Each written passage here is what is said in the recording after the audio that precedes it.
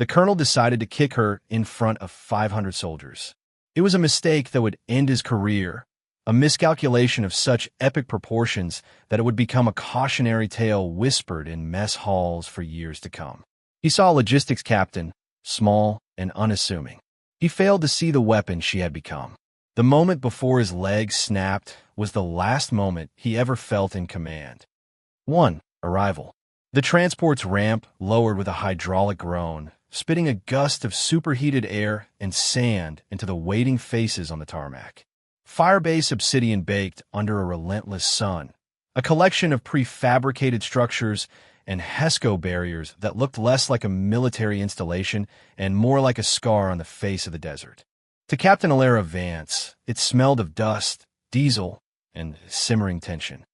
She descended the ramp with a single duffel bag slung over her shoulder. Her movements were economical, each step placed with an unconscious precision that belied her assignment. Her uniform was clean, her boots immaculate, her posture ramrod straight. The soldiers loitering nearby, their own uniforms stained with sweat and grime, took one look at her and dismissed her. She was a REMF, a rear echelon motherfucker, sent from some air-conditioned command center to count bullets and file reports. The whispers started immediately, quiet and contemptuous. Logistics desk jockey. Probably got lost on her way to the PX. Alara heard them. She always heard everything. But she gave no sign. Her focus was on the environment, her mind cataloging data with the speed of a combat computer. She saw a loose guardrail on a sentry tower, a potential failure point in a firefight. She noted a frayed power cable running from a generator, a fire hazard waiting for a spark. The wind, she registered, was coming steadily from the southwest, which would affect mortar trajectories and carry the sound of an approaching ground vehicle for miles, if one knew how to listen. She was assigned a bunk in a shared female barracks, a cramped space that smelled of stale air and cleaning solvent. The other occupants, a pair of weary-looking comm specialists, gave her curt nods and went back to their tablets. Alara didn't try to make small talk. She unpacked with methodical silence. There were no pictures, no letters, no personal trinkets. Just neatly folded uniforms, a standard-issue toiletry kit, and a compact datapad. Her weapon, a standard M4, was stripped, cleaned, and reassembled in under 90 seconds, the oiled clicks of the bolts sliding home, the only sound she made. Tucked away in a hidden pocket of her bag, wrapped in a small square of oilcloth, was the only thing that belonged to her past, a single, heavy challenge coin. Its surface was worn smooth from years of handling, the insignia on its face nearly erased. She never looked at it in front of others. It was a ghost, a reminder of a life she was supposed to have left behind. She set up her bunk, ensuring everything was perfectly aligned, then stood for a moment, listening to the hum of the bass. It was a discordant symphony of generators, distant shouts, and the rhythmic crunch of boots on gravel. To everyone else, it was just noise. To Alara, it was a baseline she would monitor for any deviation, any single note out of place that signaled a threat. She was a logistician. Her papers said so, but her soul was an early warning system. 2. Dismissal. The mess hall at Firebase Obsidian was a microcosm of the base itself, loud, functional, and simmering with an undercurrent of exhaustion. The air was thick with the smell of scorched coffee and whatever protein paste was being served that day. It was here, during her third day on base, that Captain Vance had her first direct encounter with the source of its rigid, overbearing command climate, Colonel Marcus Thorne. Thorne was a man built to fill a room, tall and broad-shouldered, with a chest full of medals and a voice that had been cultivated to carry across a parade ground without a microphone. He moved through the world as if he owned it. He spotted Alara sitting alone at a small table, nursing a cup of black coffee, her datapad open in front of her. He strode over, his XO and a gaggle of junior officers trailing in his wake like pilot fish. He stopped directly in front of her table, casting a long shadow over her. The cacophony of the mess hall quieted as soldiers sensed the impending confrontation. "Captain Vance," he boomed, not as a greeting, but as an accusation. Alara looked up slowly, her expression unreadable. "Colonel, I've been reviewing your file," he said, his voice dripping with condescension. "Records say you're a logistics specialist. Quartermaster Corps." He gestured vaguely around the gritty, forward operating base. "This is the tip of the spear, Captain. We don't have much use for paper pushers and inventory clerks out here. We need fighters." His eyes scanned her slight frame, her clean uniform, and he smirked. It was an ugly, dismissive expression. "Tell me, what exactly does High Command think a logistician is going to do for us that my NCOs aren't already doing better?" The insult was clear, aimed not just at her, but the entire support structure he deemed inferior. Alara took a slow sip of her coffee before answering, the deliberate act a small pocket of defiance in the face of his bluster. "I go where I'm assigned, Colonel," she said, her voice even and calm, carrying no more volume than necessary. It held no anger, no defensiveness. It was a simple statement of fact. Her placid response seemed to infuriate him more than any argument would have. He saw it as weakness, as confirmation of his prejudice. "See that you stay out of the way, ma'am," he spat, loading the honorific with as much disrespect as he could muster. "Stick to your containers and your manifests. Let the real soldiers handle the war." He turned on his heel and stalked away, his entourage scrambling to keep up. He made a loud comment to his XO about standards slipping and the brass sending them useless baggage. Laughter, forced and sycophantic, followed him. The mess hall slowly returned to its previous volume, but dozens of eyes remained on Alara. She had been publicly dressed down, marked as an outsider by the base commander himself. She showed no reaction. She simply turned her attention back to the datapad, took another sip of coffee, and continued her work as if Colonel Thorne never existed. But she filed the encounter away, another piece of data in her growing tactical assessment of Firebase Obsidian. The commander was arrogant, insecure, and valued brute force over intellect. A dangerous combination. 3. Observation.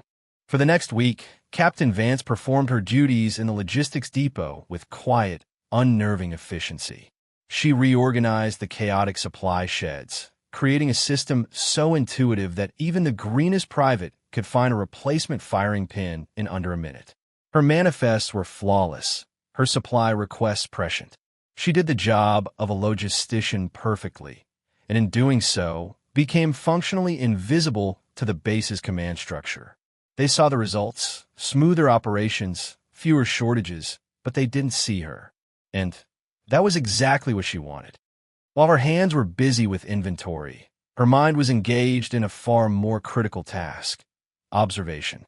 She was building a complete operational picture of the base, not from the reports and maps in the command center, but from the ground up. Each morning before sunrise, she would walk the full perimeter. She didn't jog for exercise.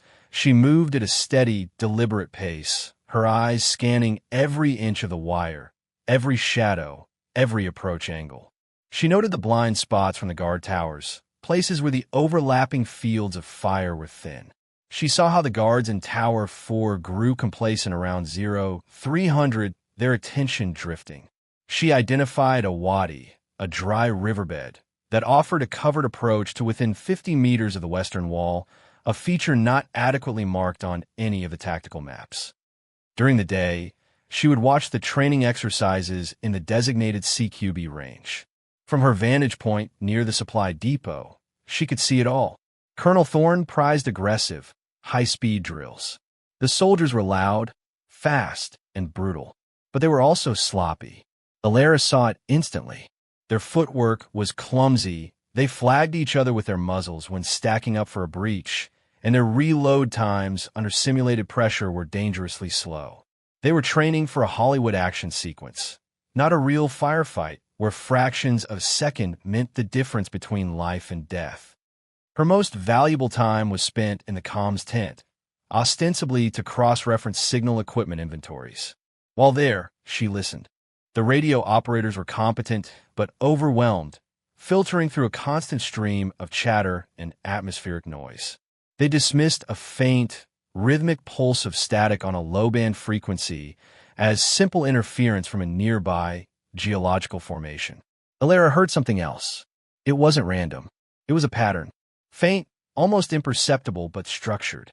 It was the whisper of a signal piggybacking on the natural noise of the desert. She learned the people, too. She saw how Private Jenkins, a young intelligence analyst, was sharp and observant, but too intimidated by the colonel's bluster to voice his concerns.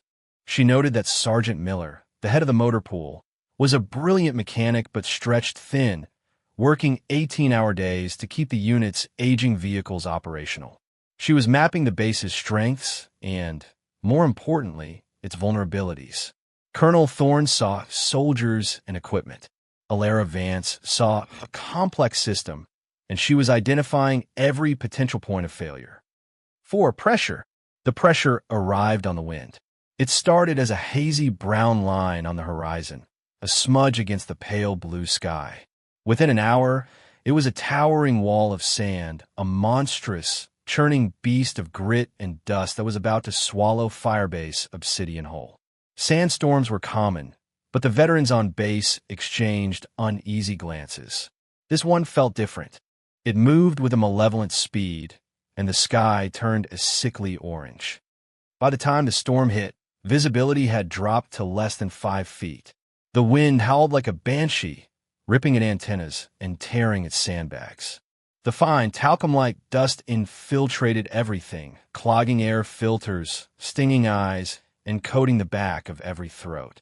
The base hunkered down, a lonely island in a sea of violent chaos. Then the real problems began. First, the long-range communications went dead. It wasn't the usual static-filled drop-off caused by a storm. It was a sudden, chilling silence. One moment, there was a connection to headquarters, the next, nothing. Just before the blackout, the faint, rhythmic static Alara had been monitoring on the low-band frequency flared into an overwhelming roar of white noise, a powerful, targeted jamming signal. Then it too went silent. Seconds later, the perimeter sensors started screaming.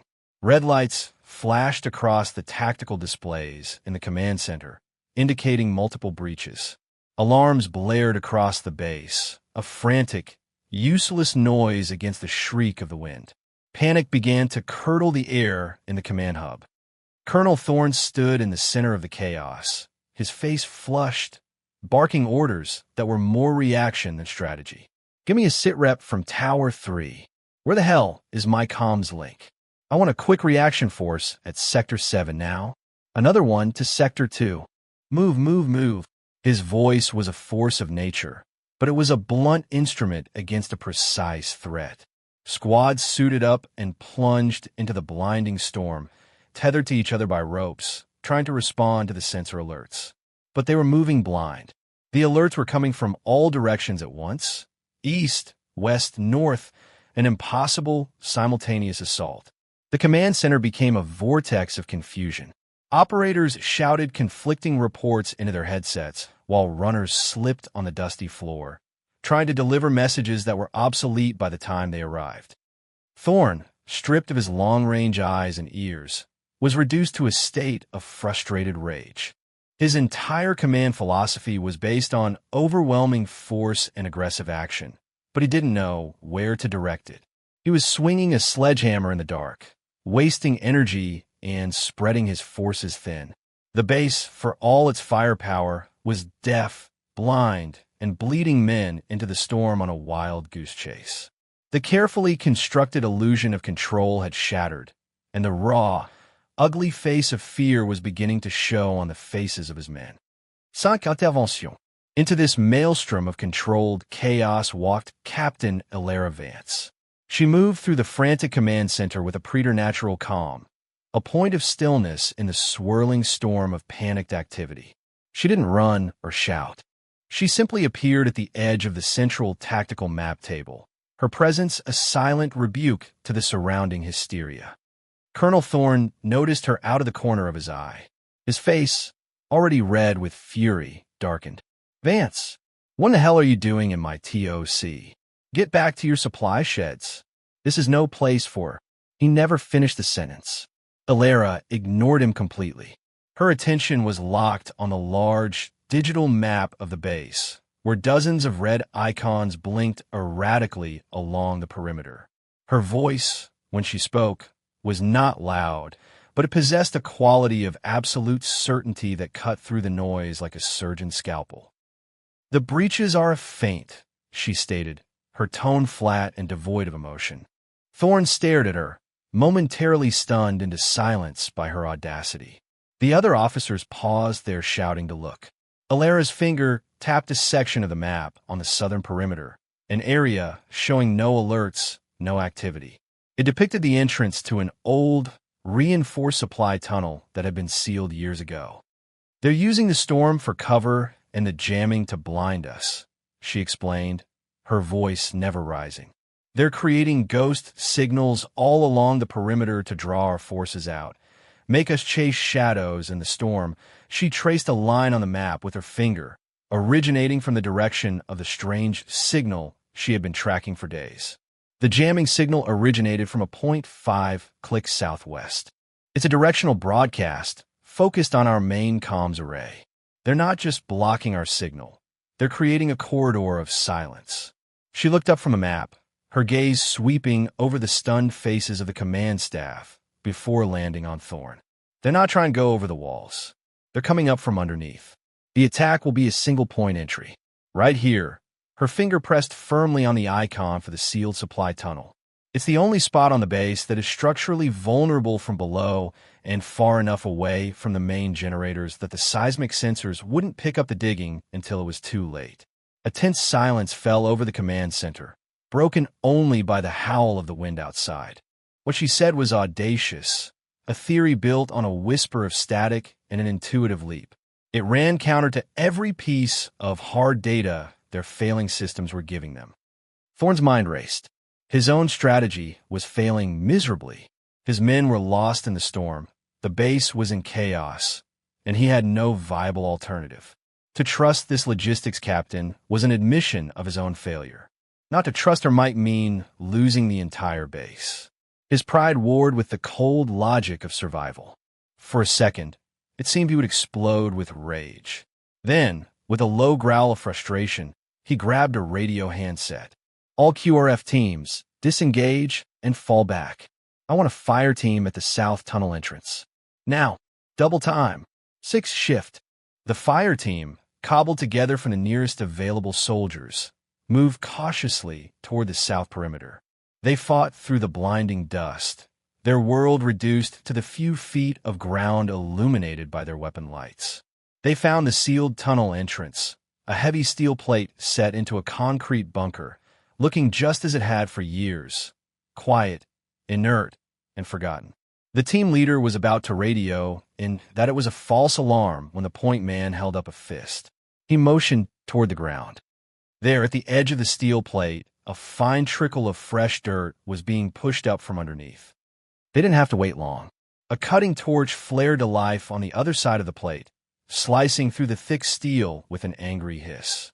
The fire team took up positions, their hearts pounding in their chests. The moment a section of the plate fell away, revealing a dark, freshly dug tunnel, they opened fire. The firefight was short, brutal, and fought at point-blank range. The enemy infiltrators, elite specialists expecting to emerge into an undefended rear area, were caught completely by surprise. They were cut down in the narrow confines of their own tunnel, their meticulously planned assault shattered before it could even begin. Firebase Obsidian was saved from a catastrophic breach that would have certainly resulted in its capture. As the sandstorm began to blow itself out and the comms flickered back to life, the story spread through the base like a current of electricity. It wasn't the colonel's decisive leadership or the bravery of the QRF teams that was the talk of the barracks. It was the quiet logistics captain, the paper pusher, the one who had stood calmly in the heart of the chaos and seen the truth when everyone else was blind. Colonel Thorne said nothing to her. He didn't thank her, didn't acknowledge her. But the way he looked at her changed. The open contempt was gone, replaced by a guarded, resentful curiosity. He had been shown up, his authority questioned not by insubordination, but by sheer, undeniable competence. He watched her now, trying to understand how she could have known. Others were less reticent. That evening, as Alara was running a diagnostic on the depot's inventory system, Private Jenkins, the young analyst, approached her. He shifted his weight from foot to foot, clutching a data pad to his chest. "Captain," he began, his voice barely a whisper. "Mom, thank you. How did you know?" The sensor data was absolute. It made no sense.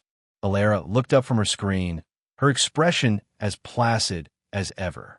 She considered the complex web of data points she had synthesized, the pattern of the jamming signal, the illogical spread of the ghost breaches, the tactical advantages of the tunnel, the psychological profile of an enemy that preferred precision over brute force. She boiled it all down to its simplest, most fundamental truth. "I listened," she said. Jenkins stared at her, a look of dawning comprehension on his face. She hadn't just heard the noise, she had listened to the silence and understood what it was trying to say. 7. Second test. Weeks passed. A fragile, unspoken truce settled over Firebase Obsidian. Captain Vance was no longer a target of open scorn, but she was an anomaly, an uncomfortable presence that reminded Colonel Thorne of his own fallibility. He left her to her logistics, and she, in turn, remained a ghost within the machine of the base. But the incident had been noted by high command. Thorne was now under a microscope, and he knew it. He needed a win, a clean, successful operation to restore his reputation. The opportunity came in the form of a high-value asset, a captured enemy strategist, a man whose mind held the keys to the entire insurgency in the region, needed to be transported from the relative insecurity of Obsidian to a hardened black site for interrogation. The mission, codenamed Viper's Kiss, was critical, and the risk of an enemy rescue attempt was deemed almost certain. Thorne assembled the mission planning team in the main briefing room. It was a collection of his most trusted officers, men who thought as he did, and, to the surprise of everyone in the room, Captain Alara Vance. Thorne addressed the room, but his eyes were on her. "Captain Vance, since you have a unique perspective on enemy tactics, you will be assisting with the convoy's logistical plan." The implication was clear. You got lucky once. Let's see you handle supply chains. He was putting her in the room, but confining her to her official role, a subtle power play. The team laid out the primary and secondary routes on the holographic map. Both were standard military doctrine. The fastest, most direct paths, heavily armed and moving at speed. They were predictable. When it was her turn to speak, Alara walked to the map and wiped it clean with a single gesture. "Both these routes are death traps," she said, her voice cutting through the murmurs of protest. "They know we have him. They'll be waiting on every overpass and in every narrow valley." She began to draw a new route, a long, looping path that went in the opposite direction for the first 50 kilometers. It wound its way through a treacherous series of rocky canyons and dry riverbeds, terrain considered impassable for the convoy's heavy MRAPs. She laid out a schedule that was counterintuitive, with long halts in exposed positions during the day and high-speed movements at night, without lights. "They'll expect us to move fast, so we'll move slow. They'll expect us to hide at night, so we'll move in the dark," she explained. "We use their assumptions against them. The terrain is our defense.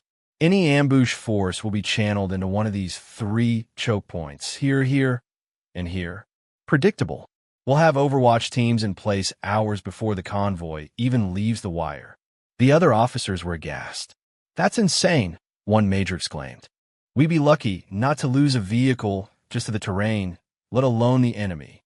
It's too complex, too risky." Thorne listened, his face a granite mask. He remembered the tunnel. He remembered the calm certainty in her voice as his command center fell apart around him. He was being tested by his superiors, and now he would use her as his instrument. He looked directly at Alara, his voice cold and hard. "It's your plan, Captain." He stood up, his decision made. "You're leading the tactical security element. See that it works." It wasn't an assignment. It was a gauntlet thrown down. He was sending her out into the kill zone, placing the success of the mission and the lives of the soldiers squarely on her shoulders. If she succeeded, it was his victory. If she failed, it was her fault. It was the ultimate test. 8. Reveal. The convoy, 3 heavily armored MRAPs and 2 light escort vehicles, rolled out of Firebase Obsidian under the cover of a moonless night. They followed Vance's seemingly nonsensical route, crawling through the desert at a snail's pace. The silence on the command net was deafening. Hours into the mission, just as Thorne's officers back at the TOC were beginning to sweat, the trap was sprung. A massive IED detonated on the main highway, the route Vance had rejected, precisely where the convoy would have been. It was followed by a coordinated RPG and machine gun ambush. The enemy had pounced, but the cage was empty. Miles away, Vance's convoy continued its slow, steady progress, completely undetected. But the enemy was resourceful. A secondary force, a mobile unit held in reserve, was vectored to their position, alerted by a scout drone that stumbled upon the convoy's heat signatures. The attack came suddenly in a narrow, rock-strewn canyon. RPGs slammed into the lead vehicle, disabling it and blocking the path. Machine gun fire erupted from the canyon walls, pinning the soldiers down. In that moment, Captain Alara Vance, the logistician, ceased to exist. She moved with a speed and ferocity that was breathtaking. Before the first RPG had even impacted, she was out of her vehicle, issuing orders with a clipped, chilling authority. Gunnery, suppress ridgeline, 290. Team 2, pop smoke, establish a base of fire. Medic with me. Her voice, stripped of all warmth, was a weapon in itself. She wasn't just commanding, she was fighting. She moved through the kill zone with an impossible grace, her rifle speaking in short, controlled bursts. 2 tangos on the ridge went down. She vaulted over a rock, firing from the hip to suppress a machine gun nest while dragging a wounded soldier to cover. She moved like a phantom, anticipating enemy fire, exploiting angles, turning their ambush into a meat grinder. The soldiers of the security detail, trained in conventional tactics, could only watch in awe as she single-handedly dismantled the enemy attack. During a lull in the fighting, Master Sergeant Gunn, a grizzled combat veteran who had just transferred to Obsidian a week prior, was crouched behind an engine block, reloading. He watched Vance slide into cover beside him, her face a mask of cold focus as she scanned the rocks above. He saw the way she held her weapon, the way her eyes tracked multiple targets at once, the sheer economy of her every movement. It was a deadly dance he had seen only once before a long time ago, in a place he wasn't supposed to be. The recognition hit him like a physical blow. Her face was older, harder, but the movements were unmistakable. After the last shot was fired and the eerie silence of the canyon returned, Gunn approached her. He ignored her captain's bars, his voice low and filled with a reverence bordering on fear. Wraith, he breathed the name. I saw you in Kandahar. The hostage rescue. They said you were a ghost story. A myth. The name hung in the thin desert air, heavy with the weight of black operations and sealed files. Wraith. The call sign of a legendary tier, one operator from a unit that didn't officially exist. An operative who had reportedly been killed in action years ago, her file permanently sealed. The 2 nearest soldiers overheard. Their eyes widened. The quiet logistics captain wasn't just competent. She was a legend. And now, the secret was out. 9. Respect.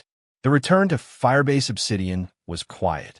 The mission was a resounding success, the asset delivered, and the enemy force decimated with 0 friendly fatalities. But the victory was overshadowed by the revelation that echoed through the base's barracks and chow halls. Captain Vance wasn't just a logistics officer. She was Wraith. The story of her actions in the canyon, embellished with each telling, spread faster than any official report. She was no longer an outsider. She was an enigma, a figure of myth walking among them. For Colonel Marcus Thorne, the news was a profound humiliation. He had not only misjudged her, he had condescended to and belittled a genuine war hero, a soldier whose operational record would make his own chest full of medals look like participation trophies. Her legend now loomed over his command, a silent, constant reminder of his failure of perception. His authority felt hollow, his bluster pathetic. He needed to reassert his dominance, to remind everyone who was in command, not through intellect or strategy, but through the raw, physical power he understood. He found his opportunity during a base-wide formation for supplementary hand-to-hand combat training. 500 soldiers stood in neat rows on the dusty parade ground under the searing sun. Thorne, dressed in fatigues with his sleeves rolled up to reveal thick, muscular arms, was overseeing the drills. His eyes scanned the formation and found her, standing at attention with the other junior officers. "Captain Vance," he bellowed, the parade ground falling silent. Front and center, Alara moved from the ranks, her expression unreadable as she came to a halt before him. "Your file says you're qualified in Level 3 combatives," Thorne said, a predatory smile on his face. "But your primary role is logistics. Let's see what they teach you paper pushers in the real world." A demonstration is in order. He was going to humiliate her. He was going to use his size and strength to put her down physically in front of the entire base, to prove that despite her mysterious past, he was still the alpha, the one in charge. "Assume a defensive stance, Captain," he ordered. Alara didn't move. She stood as she was, relaxed, her hands hanging loosely at her sides. Her posture was a picture of non-aggression. Thorne scoffed, his anger rising at her perceived insolence. "Is that how you defend yourself? Fine. Have it your way," he shouted for the benefit of the assembled soldiers. "The attacker will not always wait for you to be ready. Defend yourself, Captain." He moved with surprising speed, launching a powerful, perfectly executed roundhouse kick. It was not a sparring move. It was a strike meant to shatter ribs, to incapacitate and inflict maximum pain. The collective breath of 500 soldiers was sucked from the air. Alara didn't block. She didn't retreat. As the kick sped toward her, she moved. It was a single, fluid motion, a masterpiece of physics and anatomy. She pivoted on her left foot, turning her body inside the arc of the kick. Her left hand shot out, not to block the blow, but to catch his ankle in an iron grip. Simultaneously, her right hand, fingers rigid, jabbed hard into the bundle of nerves and ligaments behind his knee. His leg, caught at the ankle and struck at the joint, had nowhere to go. She applied a short, sharp twist. The sound was obscene, a wet, percussive crack that echoed across the dead-silent parade ground. It was the sound of a man's bones breaking. Colonel Thorne's roar of aggression turned into a high-pitched scream of agony. His leg buckled, folding at an unnatural angle. He collapsed in a heap on the ground, clutching his shattered limb, his face a mask of shock and blinding pain. Alara stood over him. There was no triumph in her expression, no satisfaction, just a cold, quiet finality. She had been tested, and she had answered. The medics scrambled forward, and the base command sergeant major began shouting for order, but no one was listening. All 500 soldiers were staring, in absolute, stunned silence, at the small, quiet logistics captain who had just broken their commander like a twig. 10. Closure. The aftermath was defined by its silence. The official investigation was swift and conclusive. More than 500 witnesses provided identical statements. Colonel Thorne, acting as an instructor, had initiated a full-force, unprovoked attack during a training demonstration. Captain Vance had employed a standard, approved defensive technique to neutralize the threat. The case was closed within 48 hours. The report noted, with clinical precision, that the colonel had suffered a compound fracture of both the tibia and fibula. Thorne was airlifted to a regional medical center for extensive surgery. His command was terminated, his career finished not by an enemy bullet, but by his own arrogance. He left Firebase Obsidian on a stretcher, a quiet, ignominious departure. A week later, a new commander arrived. Brigadier General Hatcher was the opposite of Thorne in every way. He was a small, wiry man with graying hair and eyes that missed nothing. He carried himself with an air of quiet professionalism, his reputation for tactical brilliance preceding him. His first act upon taking command was not to address the assembled staff or review the base's operational status. He asked his aide where he could find Captain Vance. He found her where she always was, in the logistics depot, overseeing the loading of a supply convoy. The general walked into the cavernous building, the dust motes dancing in the shafts of sunlight. The NCOs and privates snapped to attention. Alara turned, her work interrupted, and stood straight. Hatcher walked right up to her, stopping 2 feet away. He didn't speak. He simply looked her in the eye, his gaze holding a deep, unspoken understanding. Then he raised his hand in a slow, perfect salute. It wasn't the perfunctory gesture of a superior to a subordinate. It was a sign of profound respect, from one warrior to another. Alara returned it, her own salute just as crisp, just as precise. Not a single word was exchanged. None was needed. The final image of Alara Vance at Firebase Obsidian became a quiet fixture of the base's new rhythm. She stood on the perimeter wall at dusk, a solitary figure watching the desert bleed from orange to purple. Private Jenkins, no longer stammering, approached and handed her a steaming mug of coffee. "Captain," he said. The word was the same, but its weight had changed. It was no longer just a rank. It was a title, earned in chaos and cemented in a moment of shocking violence. She gave him a small, almost imperceptible nod of thanks. He left her to her vigil. She took a sip of the hot coffee, her gaze fixed on the distant horizon. On the dusty ledge beside her, catching the last crimson rays of the setting sun, sat a single, worn challenge coin. It was no longer hidden. Her past was known, her present was secure, and her value was at last undisputed. The desert was quiet, and for the first time in a long time, so was the war inside her.